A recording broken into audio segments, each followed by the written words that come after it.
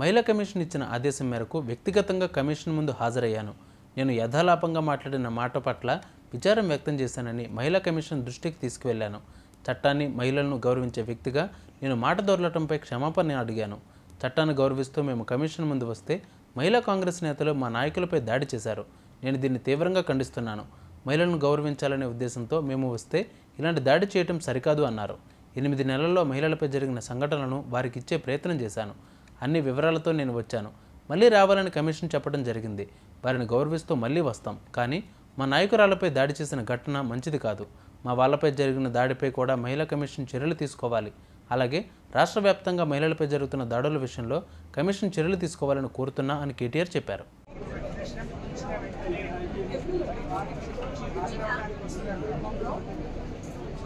మహిళా కాంగ్రెస్ నేతలు వారు ప్రవర్తించిన చౌకబారు విధానం, చిల్లర విధానం శోచనీయం.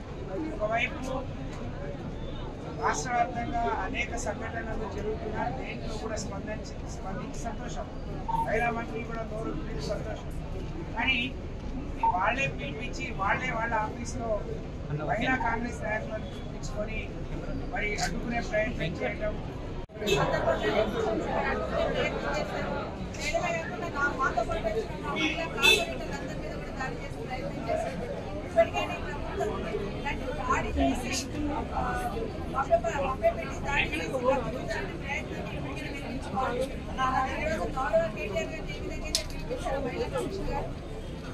అభినందనీయం.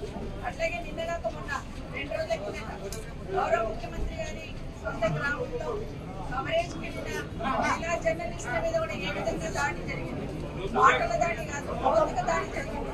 వాటి ఇమ్మీడియట్ గా స్పందించి దాన్ని కూడా యాక్షన్ తీసుకోవాలని మహిళా కమిషన్ గారు కోరుతా ఉన్నాను. ఎందుకంటే సభ్య సమాజం తలచుకునే దిశగా ఒక జర్నలిస్ట్ మహిళా సోదరి వల్ల ఏ విధంగా అవమానించాలనేది మొత్తం రాష్ట్ర ప్రపంచంలో చూస్తున్నారు.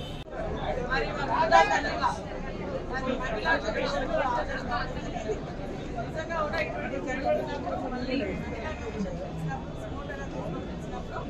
వారు మహిళా కమిషన్ గౌరవించి రాష్ట్రంలో ఉన్నటువంటి మహిళలందరిపైన గౌరవాన్ని పెంచే విధంగా ఈరోజు మహిళా కమిషన్ జరిగింది.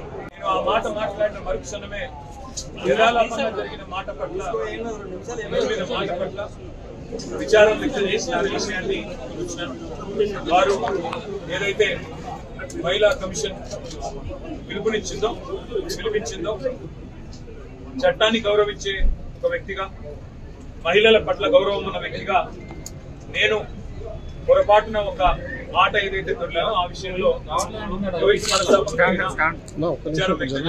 కూడా మళ్ళీ ఒకసారి వారికి చెప్పడం జరిగింది. అయితే ఇక్కడ బాధాకరమైన విషయం ఏమంటే చట్టాన్ని గౌరవించే వ్యక్తులుగా, వ్యవస్థల్ని గౌరవించే వ్యక్తులుగా, రాజ్యాంగబద్ధమైన సంస్థల్ని గౌరవించే వ్యక్తులుగా ఇక్కడికి వచ్చి మహిళా కమిషన్ ముందు హాజరు కావాలని మేము వస్తే ఈ సంఘటనని రాజకీయం చేయాలని చెప్పి మహిళా కాంగ్రెస్ కార్యకర్తలు కొంతమంది వచ్చిన మా మహిళా కార్పొరేటర్లను, మా గౌరవ ప్రజాప్రతినిధులను, అదేవిధంగా మా నాయకురాల మీద వారు చేసిన దాడి ఏదైతే ఉందో ఇది నేను తప్పకుండా తీవ్రంగా ఖండిస్తా ఉన్నాం. ఇది పద్ధతి కాదు.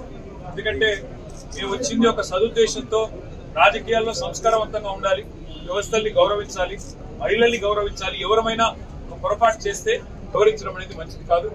ఒకటి. రెండవ దేశంలోని ఇతర సమస్యలు కూడా, అన్ని విషయాలు కూడా వారికి చెప్పే ప్రయత్నం చేశాం. ఈ 8 నెలలుగా రాష్ట్రంలోని పరిస్థితులు ఇవన్నీ కూడా వివరంగా చెప్తే మీరు మరొక రూపంలో రండి, మరొకసారి టైం తీసుకొని రండి అని వారు అన్నారు. అవసరమైతే తప్పకుండా మా నాయకులందరూ కూడా మళ్ళీ మేము కూడా అందరం వచ్చి మొత్తం చిట్టా కూడా వారికి ఇవ్వడానికి వచ్చినాం. వస్తే రాష్ట్రంలో మహిళల మీద జరుగుతున్న అత్యాచారాలు, ఈరోజు రాష్ట్రంలో ఉన్న పరిస్థితులు, వీటన్నిటిని వివరించడానికి ఇంత పెద్ద మొత్తం విషయం అంతా కూడా తీసుకొని వస్తే మళ్ళీ రమ్మన్నారు. మళ్ళీ కూడా వస్తాం. మా గౌరవం ఉంది వ్యవస్థల పట్ల. కానీ ఈరోజు ఏ వైఖరి అయితే కాంగ్రెస్ పార్టీ అవలంబిస్తున్నదో, ముఖ్యంగా మా నాయకురాల మీద, మా కార్పొరేటర్ల మీద, మా నాయకురాల మీద వ్యక్తిగతంగా దాడి చేయడం, కొన్ని చిన్న వస్తువులు, నెయిల్ కట్టర్ లాంటి వస్తువులతో కూడా దాడి చేశారని చెప్తా ఉన్నారు. మేము పైన మాకు తెలియదు. మరి తీవ్రంగా ఖండిస్తూ ఇలాంటి సంఘటనలు ఎవరు చేసినా అది మంచిది కాదు.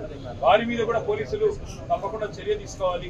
మహిళా కమిషన్ కూడా అవసరమైతే సోమోటోగా దీన్ని కూడా కాంగ్రెస్ లోకి తీసుకోవాలని చెప్పి కూడా కోరుతూ, మరి తప్పకుండా భవిష్యత్తులో మహిళా కమిషన్ రాష్ట్రంలో మహిళల మీద జరుగుతున్న అఘాయిత్యాల విషయంలో మరింత శ్రద్ధ వహించాలని చెప్పి కూడా మనస్ఫూర్తిగా నేను కోరుతాను.